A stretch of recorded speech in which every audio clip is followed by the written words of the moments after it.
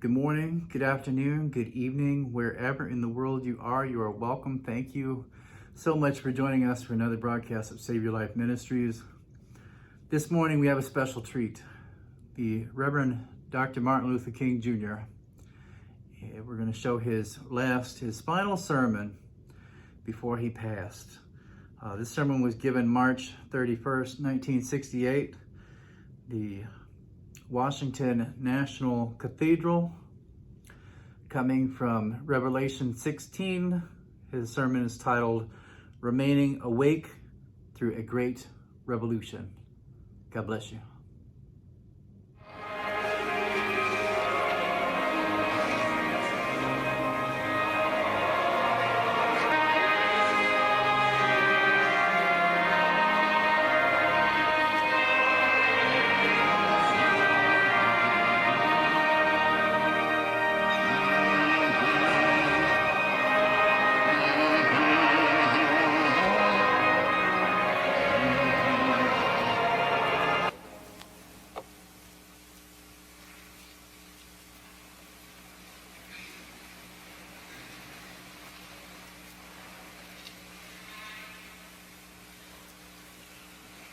I need not pause to say how very delighted I am to be here this morning, to have the opportunity of standing in this very great and significant pulpit. And I do want to express my deep personal appreciation to Dean Sayer and all of the cathedral clergy for extending the invitation. It is always a rich and rewarding experience to take a brief break from our day-to-day demands in the struggle for freedom and human dignity and discuss the issues involved in that struggle with concerned friends of goodwill all over our nation. And certainly it is always a deep and meaningful experience to be in a worship service. And so for many reasons, I'm happy to be here today. I would like to use as a subject from which to preach this morning, remaining awake through a great revolution. And the text for the morning is found in the book of Revelation. There are two passages there that I would like to quote. It's in the 16th chapter of that book. Behold, I make all things new. Former things are passed away. I'm sure that most of you have read that arresting little story from the pen of Washington Irving entitled Rip Van Winkle. The one thing that we usually remember about the story is that Rip Van Winkle slept 20 years. But that is another point in that little story that is almost always completely overlooked. It was a sign in the end from which Rip went up in the mountain for his long sleep. When Rip Van Winkle went up in the mountain, the sign had a picture of King George III of England. When he came down 20 years later, the sign had a picture of George Washington, the first president of the United States. And Rip Van Winkle looked up at the picture of George Washington, but in looking at the picture, he was amazed. He was completely lost. He knew not who he was. And this reveals to us that the most striking thing about the story of Rip Van Winkle is not merely that Rip slept 20 years, but that he slept through a revolution. While he was peacefully snoring up in the mountain, a revolution was taking place that at points would change the course of history. And Rip knew nothing about it. He was asleep. Yes, he slept through a revolution. One of the great liabilities of life is that all too many people find themselves living amid a great period of social change, and yet they fail to develop the new attitudes, the new mental responses that the new situation demands. They end up sleeping through a revolution. There can be no gainsaying of the fact that the great revolution has taken place in the world today. In the sense it is a triple revolution. That is a technological revolution with the impact of automation and cybernation. Then that is a revolution in weaponry with the emergence of atomic and nuclear weapons of warfare. Then that is a human rights revolution with the freedom explosion that has taken place all over the world. Yes, we do live in a period where changes are taking place, and that is still the voice crying through the vista of time, saying, "Behold, I make all things new. Former things are passed away." Now, whenever anything new comes into history, it brings with it new challenges and new opportunities. And I would like to deal with the challenges that we face today as a result of this triple revolution that has taken place in the world today. First, we are challenged to develop a world perspective. No individual can live alone. No nation can live alone. And anyone who feels that he can live alone is sleeping through a revolution. The world in which we live is geographically one. The challenge that we face today is to make it one in terms of brotherhood. Now, it's true that the geographical oneness of this age has come to be to a large extent through modern man's scientific ingenuity. Modern man, through his scientific genius, has been able to dwarf distance and place time in chains. And our jet planes have compressed into minutes distances that once took weeks and even months. All of this tells us that our world is a neighborhood. Through our scientific and technological genius, we have made of this world a neighborhood, and yet we have not had the ethical commitment to make of it a brotherhood. But somehow and in some way we've got to do this. We must all learn to live together as brothers, or we will all perish together as fools. We are tied together in the single garment of destiny, caught in an inescapable network of mutuality. And whatever affects one directly affects all indirectly. For some strange reason, I can never be what I ought to be until you are what you ought to be. And you can never be what you ought to be until I am what I ought to be. This is the way God's universe is made. This is the way it is structured. John Donne caught it years ago and placed it in graphic terms. No man is an island entire of itself. Every man is a piece of the continent, a part of the main.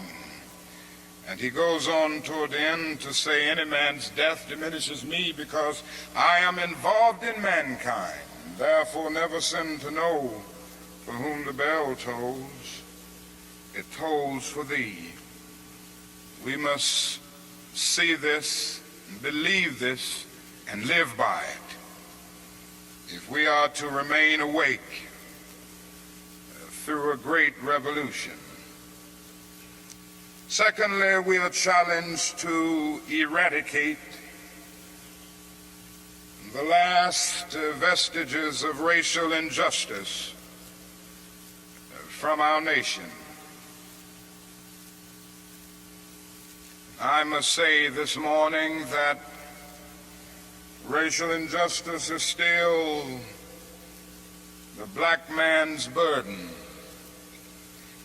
and the white man's shame. It is an unhappy truth that racism is a way of life for the vast majority of white Americans, spoken and unspoken,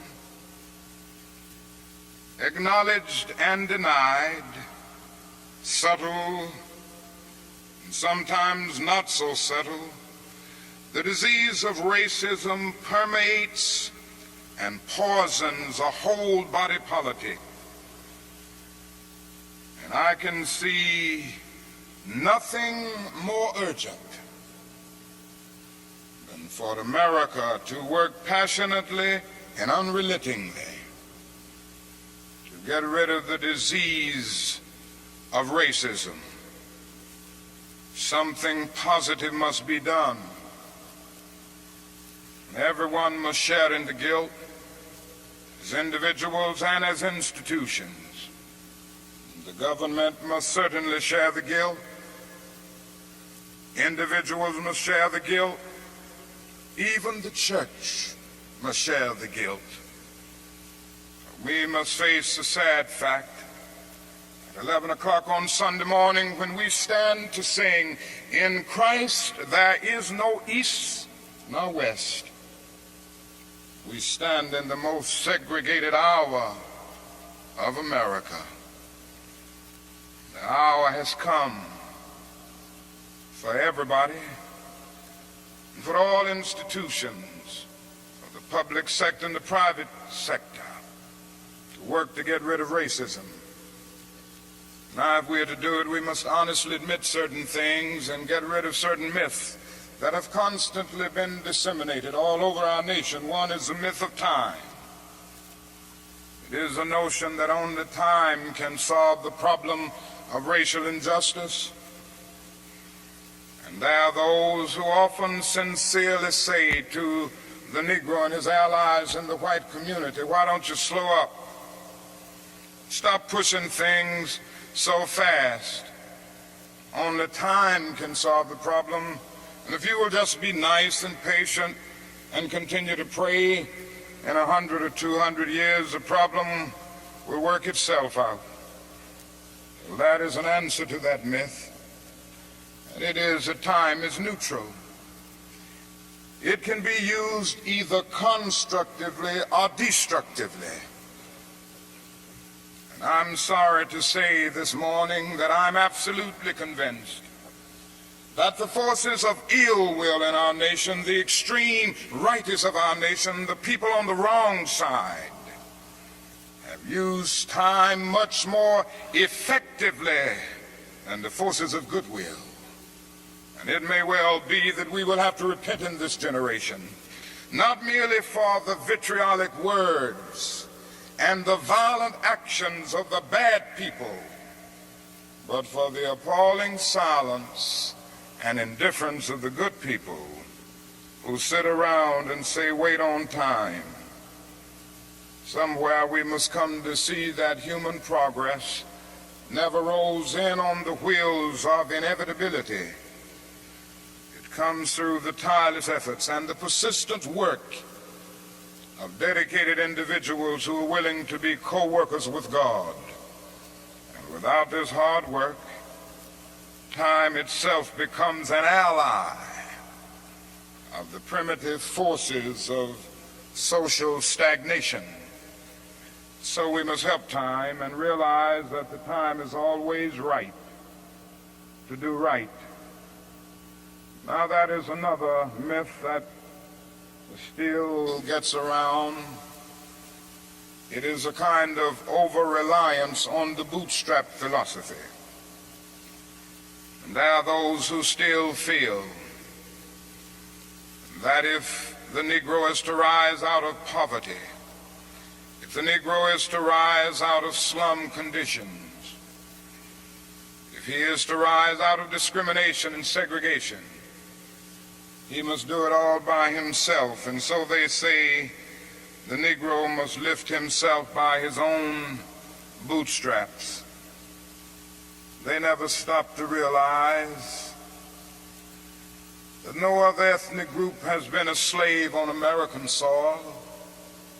The people who say this never stop to realize that the nation made the black man's color a stigma. But beyond this, they never stop to realize the debt that they owe a people who were kept in slavery 244 years. In 1863, the Negro was told that he was free as a result of the Emancipation Proclamation being signed by Abraham Lincoln. But he was not given any land to make that freedom meaningful.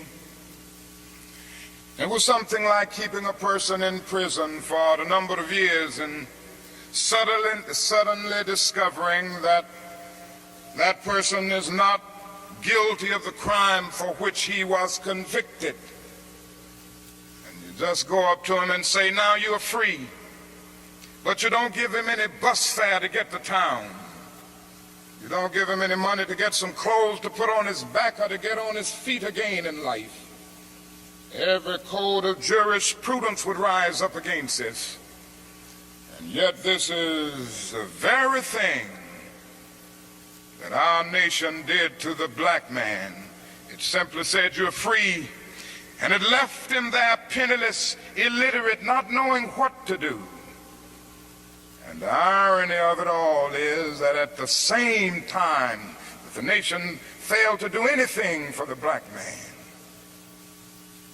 through an act of Congress, it was giving away millions of acres of land in the West and the Midwest, which meant that it was willing to undergird its white peasants from Europe with an economic floor. But not only did it give the land, it built land-grant colleges to teach them how to farm.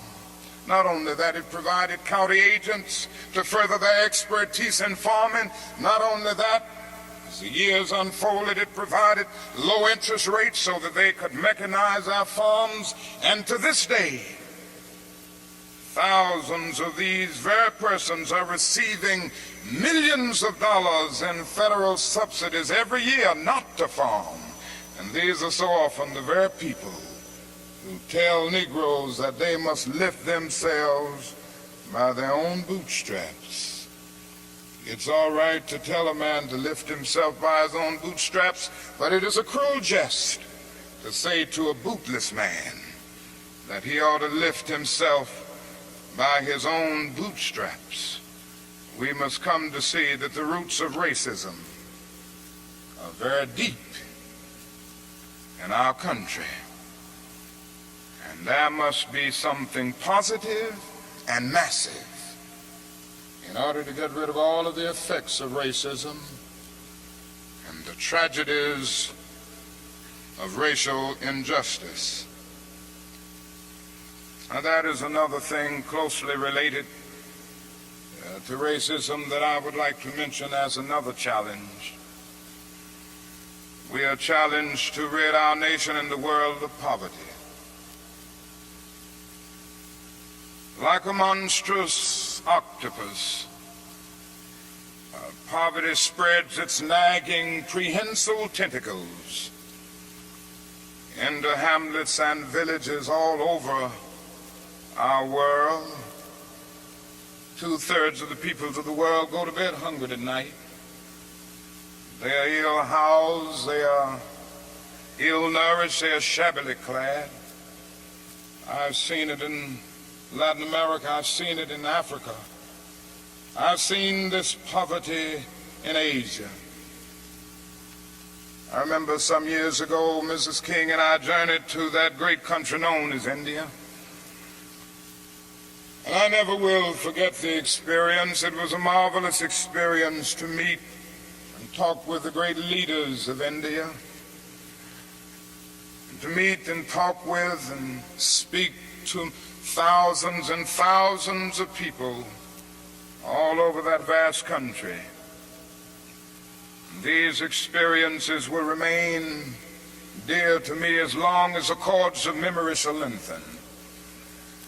But I say to you this morning, my friends, there were those depressing moments. How can one avoid being depressed when he sees with his own eyes evidences of millions of people going to bed hungry at night?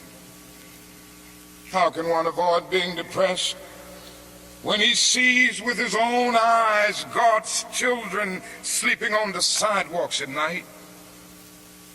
In Bombay, more than 1 million people sleep on the sidewalks every night. In Calcutta, more than 600,000 sleep on the sidewalks every night. They have no beds to sleep in. They have no houses to go in. How can one avoid being depressed when he discovers that out of India's population of more than 500 million people, some 480 million make an annual income of less than $90 a year, and most of them have never seen a doctor or dentist. As I noticed these things, something within me cried out, can we in America stand idly by and not be concerned? And an answer came, oh no, because the destiny of the United States is tied up with the destiny of India and every other nation. And I started thinking of the fact that we spend in America millions of dollars a day to store surplus food. And I said to myself, I know where we can store that food free of charge, in the wrinkled stomachs of the millions of God's children all over the world who go to bed hungry at night. And maybe we spend far too much of our national budget establishing military bases around the world rather than bases of genuine concern and understanding. But not only do we see poverty abroad, I would remind you that in our own nation there are about 40 million people who are poverty-stricken. I have seen them here and there. I've seen them in the ghettos of the North. I've seen them in the rural areas of the South. I've seen them in Appalachia. I've just been in the process of touring many areas of our country. And I must confess that in some situations, I have literally found myself crying. I was in Marks, Mississippi the other day, which is in Quitman County, the poorest county in the United States.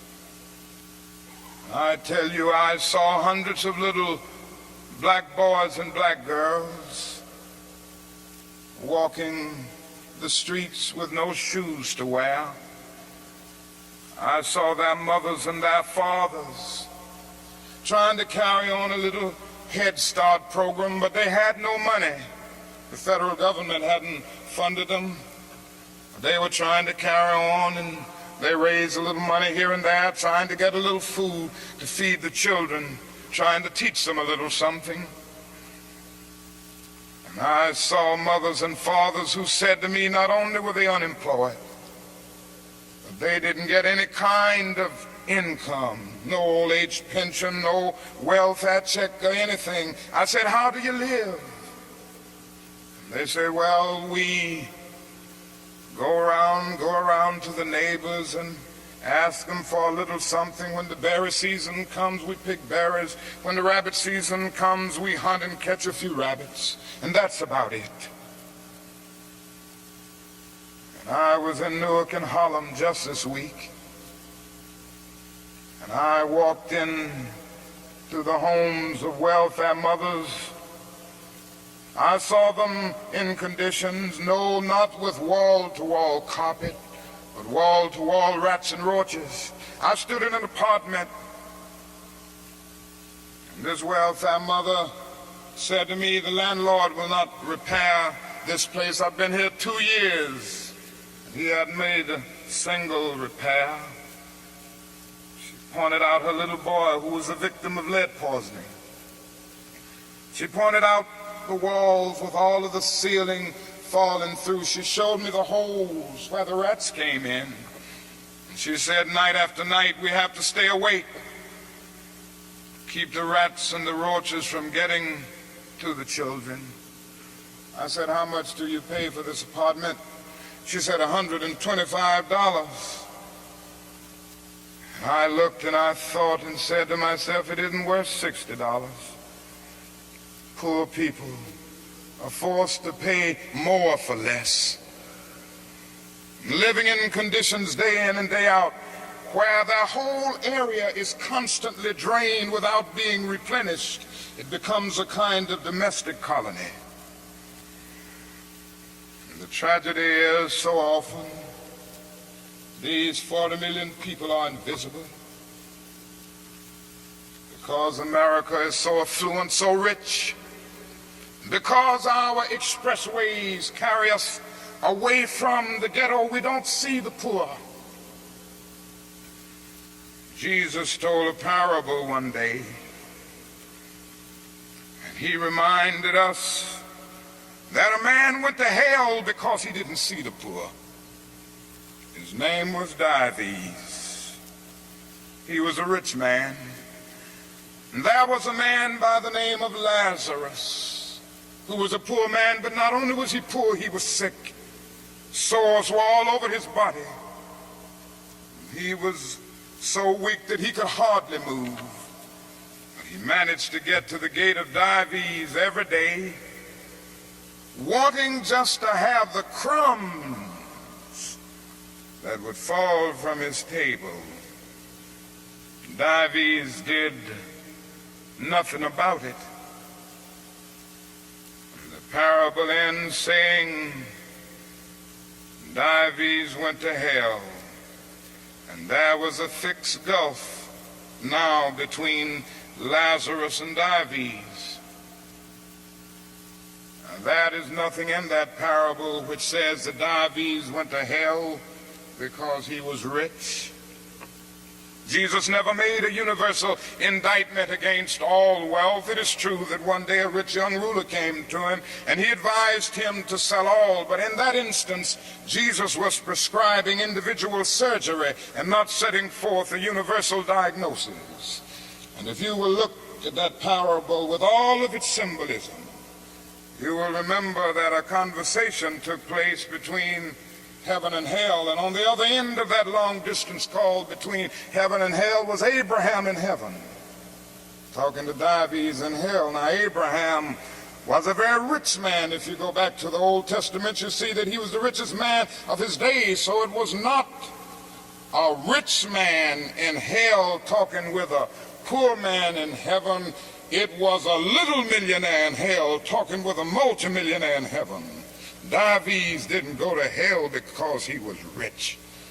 Dives didn't realize that his wealth was his opportunity. It was his opportunity to bridge the gulf that separated him from his brother Lazarus. Dives went to hell because he passed by Lazarus every day and he never really saw him. He went to hell because he allowed his brother to become invisible. Dives went to hell because he maximized the minimum and minimized the maximum.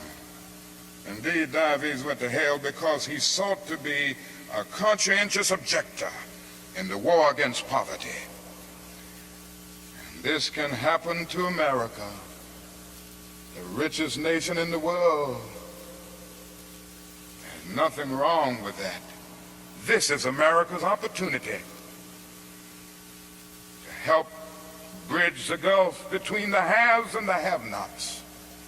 And the question is whether America will do it. There's nothing new about poverty.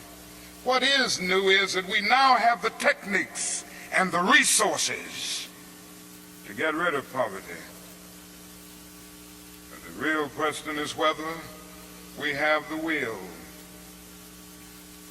In a few weeks, some of us are coming to Washington to see if the will is still alive, or if it is alive in this nation. We're coming to Washington in a poor people's campaign. Yes, we're going to bring the tired, the poor, the huddled masses. We're going to bring those who have known long years of hurt and neglect. We're going to bring those who've come to feel that life is a long and desolate corridor with no exit sign. We're going to bring children and adults and old people, people who've never seen a doctor or a dentist in their lives. We're not coming to engage in any histrionic gesture. We're not coming to tear up Washington. We're coming to demand that the government will address itself to the problem of poverty. We read one day, we hold these truths to be self-evident, that all men are created equal, that they are endowed by their Creator with certain inalienable rights, that among these are life, liberty, and the pursuit of happiness. But if a man doesn't have a job or an income, he has neither life nor liberty and the possibility for the pursuit of happiness. He merely exists. We're coming to ask America to be true to the huge promissory note that it signed years ago. We're coming to engage in dramatic, non-violent action to call attention to the gulf between promise and fulfillment, to make the invisible visible. Why do we do it this way? We do it this way because it is our experience that the nation doesn't move around questions of genuine equality for the poor and for black people until it is confronted massively, dramatically, in terms of direct action. Great documents are here to tell us something should be done. We met here some years ago in the White House Conference on Civil Rights, and we out with the same recommendations that we will be demanding in our campaign here, but nothing has been done. The President's Commission on Technology, Automation, and Economic Progress recommended these things some time ago. Nothing has been done. Even the urban coalition made up of mayors of most of the cities of our country, and the leading businessmen have said that these things should be done. Nothing has been done. The Kerner Commission came out with its report just a few days ago and then made specific recommendations. Nothing has been done. And I submit that nothing will be done until people of goodwill put their bodies and their souls in motion And it will be the kind of soul force brought into being as a result of this confrontation that I believe will make the difference. Yes, it will be a poor people's campaign. This is a question facing America. Ultimately, a great nation is a compassionate nation. America has not met its obligations and its responsibilities to the poor. One day, we will have to stand before the God of history, and we will talk in terms of things we've done. Yes, we will be able to say, we build gargantuan bridges to span the seas. We build gigantic buildings to kiss the skies. Yes, we made our submarines to penetrate oceanic depths. We brought into being many other things with our scientific and technological power. It seems that I can hear the God of history saying, that was not enough. But I was hungry, and ye fed me not. I was naked, and ye clothed me not. I was devoid of a decent sanitary house to live in, and ye provided no shelter for me. And consequently, you cannot enter the kingdom of greatness if ye do it unto the least of these, my brethren. Ye do it unto me. That's the question facing America today. And I want to say one other challenge that we face is simply that we must find an alternative to war and bloodshed. Anyone who feels, and there are still a lot of people who feel that way, that war can solve the social problems facing mankind, is sleeping through a revolution. President Kennedy said on one occasion, mankind must put an end to war, or war will put an end to mankind.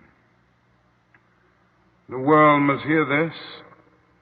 I pray God that America will hear this before it is too late, because today we are fighting a war. I'm convinced that it is one of the most unjust wars that has ever been fought in the history of the world. Our involvement in the war in Vietnam has torn up the Geneva Accord. It has strengthened the military-industrial complex. It has strengthened the forces of reaction in our nation. It has put us against the self-determination of the vast majority of Vietnamese people and put us in a position of protecting a corrupt regime that is stacked against the poor. It has played havoc with our domestic destinies. And this day we are spending $500,000 to kill every Viet Cong soldier. Every time we kill one, we spend about $500,000, while we spend only $53 a year for every person characterized as poverty-stricken in the so-called poverty program, which is not even a good skirmish against poverty. But not only that, it has put us in a position of appearing to the world as an arrogant nation. Here we are 10,000 miles away from home, fighting for the so-called freedom of the Vietnamese people when we've not even put our own house in order. And we force young black men and young white men to fight and kill in brutal solidarity. And yet when they come back home, they can't hardly live on the same block together. Judgment of God is upon us today. And we could go right down the line and see that something must be done. And something must be done quickly. We have alienated ourselves from other nations, so we end up morally and politically isolated in the world. There's not a single major ally of the United States of America that would dare send a troop to Vietnam, and so the only friends that we have now are a few client nations like Taiwan, Thailand, South Korea, and a few others. This is where we are. Mankind must put an end to war, or war will put an end to mankind. And the best way to start is to put an end to the war in Vietnam, because if it continues, we will inevitably come to the point of confronting China, which could lead the whole world to nuclear annihilation. It is no longer the choice, my friends, between violence and nonviolence. It is either nonviolence or non-existence, and the alternative to disarmament, the alternative to a greater suspension of nuclear tests, the alternative to strengthening the United Nations and thereby disarming the whole world, may well be a civilization plunged into the abyss of annihilation, and our earthly habitat will be transformed into an inferno that even the mind of Dante could not imagine. This is why I felt the need of raising my voice against that war and working wherever I can to arouse the conscience of our nation on it.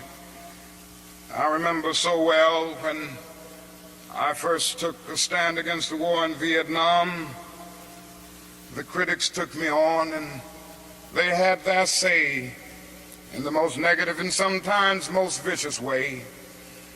One day a newsman came to me and said, "Dr. King, don't you think you're going to have to stop now opposing the war and move more in line with the administration's policy? Because I understand it has hurt the budget of your organization, and people who once respect you have lost respect. People who once respected you have lost respect for you. Don't you feel that you've really got to change your position?" I looked at him and I had to say, "Sir, I'm sorry, you don't know me. I'm not a consensus leader. I do not determine what is right and wrong by looking at the budget of the Southern Christian Leadership Conference or by taking a sort of Gallup poll of the majority opinion.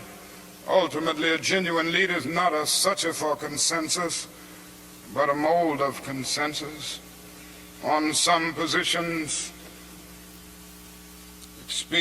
cowardice asks the question, is expedient? And then expediency comes along and asks the question, is it politic? Vanity asks the question, is it popular? And conscience asks the question, is it right? And there comes a time when one must take a position that is neither safe, nor politic, nor popular. But he must do it because conscience tells him it is right.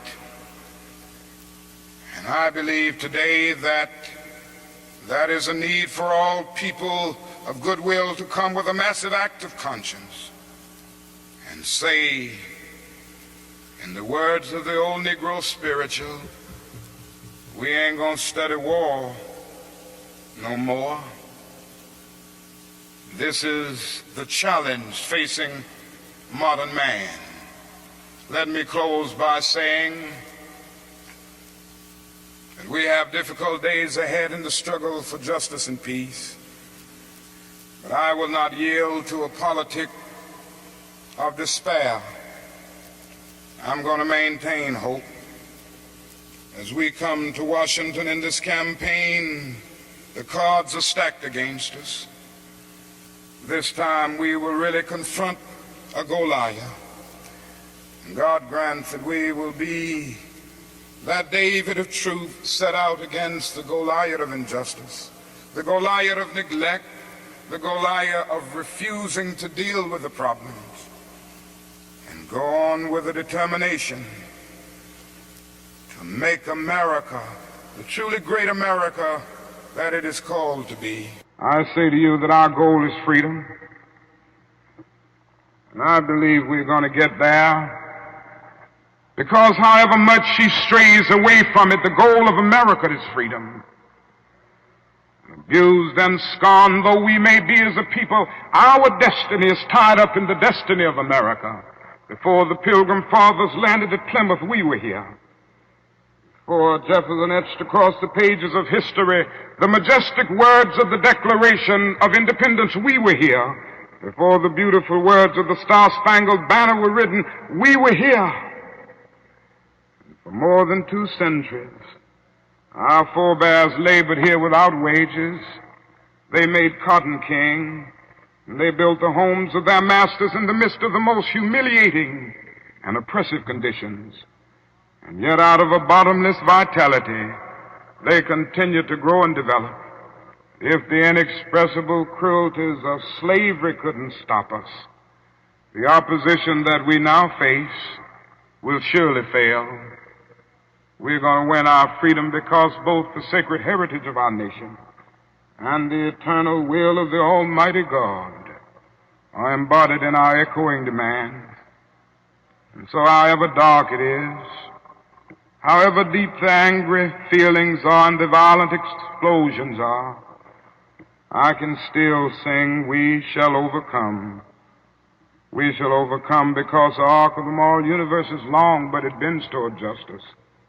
We shall overcome because Carlyle is right. No lie can live forever.